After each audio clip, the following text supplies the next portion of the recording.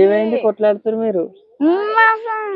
కింద పోతే మన చెల్లె కింద వారు అయితే కొట్లాడుతారు. మరి పోయి మంచిది గుడ్ మార్నింగ్ చెప్పండి. గుడ్ మార్నింగ్ చెప్పు మరి.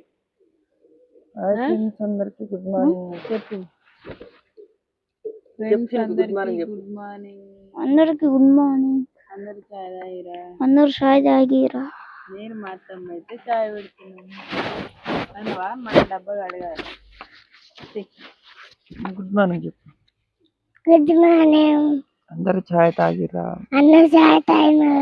మేమైతే చాయ్ తాగుతున్నాం. నేనైతే స్కూల్కి వెళ్తున్నా.